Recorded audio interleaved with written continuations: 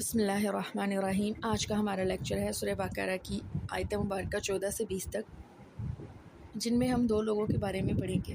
پہلے وہ لوگ جو دو چہرے رکھتے ہیں، اور دوسرے وہ لوگ جنہیں اللہ پاک اندھیروں میں چھوڑ دیتے ہیں، یعنی جہالت اور گمراہی کے اندھیروں میں۔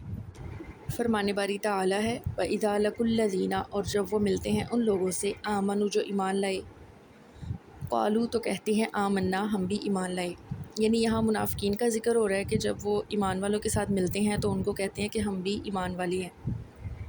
وَإِذَا خَلَوْا، اور جب وہ الگ ہوتے ہیں إِلَىٰ شَيَاطِينِهِمْ اپنے شیطانوں کی طرف یا سرداروں کی طرف، قالوا تو کہتے ہیں إِنَّا مَعَكُمْ ہم تو تمہارے ساتھ ہیں، إِنَّمَا نَحْنُ یقیناً ہم مستہزئون ان کے ساتھ مذاق کر رہے تھے۔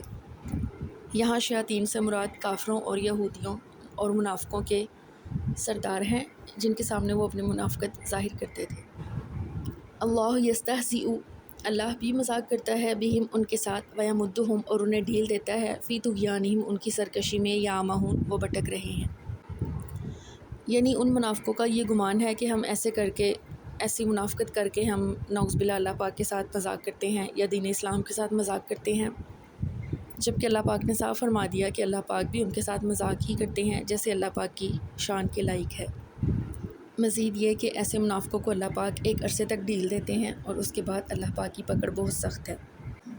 اولئک الذین، یہی وہ لوگ ہیں، اشتروا الضلالۃ جنہوں نے خریدا گمراہی کو، بالہدیٰ ہدایت کے بدلے۔ فما ربحت پس نہ فائدہ دے گی تجارتہم ان کو ان کی تجارت، وما کانوا اور نہ ہی وہ ہوئے مہتدین ہدایت پانے والے۔ تجارت سے مراد ہدایت چھوڑ کر گمراہی اختیار کرنا ہے، جو کہ سراسر گھاٹے کا سودا ہے۔ منافقین نے اپنی منافقت کے ذریعے یہی گھاٹے والی تجارت کی، لیکن یہ نقصان آخرت کا نقصان ہے۔ ضروری نہیں کہ دنیا میں ہی انہیں اس نقصان کا علم ہو جائے، بلکہ دنیا میں تو اس نفاق کے ذریعے سے انہیں جو فوری فائدے حاصل ہوتے ہیں اس پر وہ بہت خوش ہوتے ہیں اور اس کی بنیاد پر خود کو بہت عقل مند سمجھتے ہیں، جبکہ اس کا اصل علم اور اس کے نقصان کا اصل علم انہیں آخرت کے دن ہی ہوگا۔ مثلہم مثال ان کی، کمثل الذی اس شخص کی طرح ہے، استوقد نارا جس نے جلائی آگ، فلما اضاءت پر جب روشن ہو گیا، ما حولہ جو اس کے ارد گرد تھا، ذہب اللہ تو لے گیا اللہ بنورہم اس کی روشنی، وترکہم اور چھوڑ دیا ان کو، فی ظلمات اندھیروں میں، لا یبصرون وہ نہیں دیکھ سکتے۔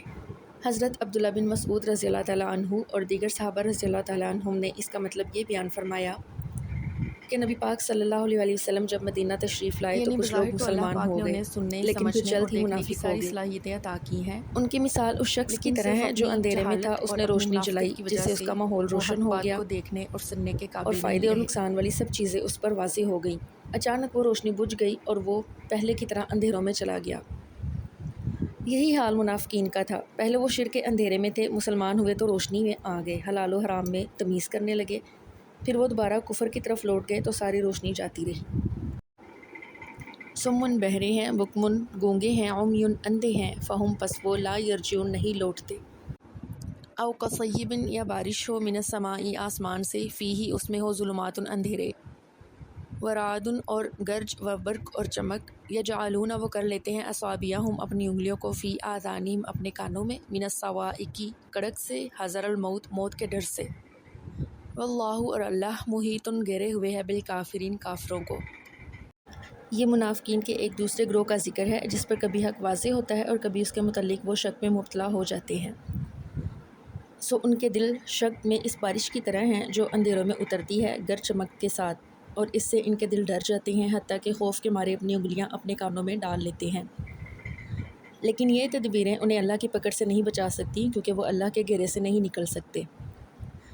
کبھی حق کی کرنیں ان پر پڑتی ہیں تو حق کی طرف جھک پڑتے ہیں، لیکن پھر جب اسلام یا مسلمانوں پر مشکلات کا ٹائم آتا ہے تو پھر حیران پریشان وہیں کھڑے ہو جاتے ہیں، یعنی پیچھے ہٹ جاتے ہیں۔ منافقین کا یہ گروہ آخری وقت تک پریشانی کا شکار اور قبول حق سے محروم رہتا ہے۔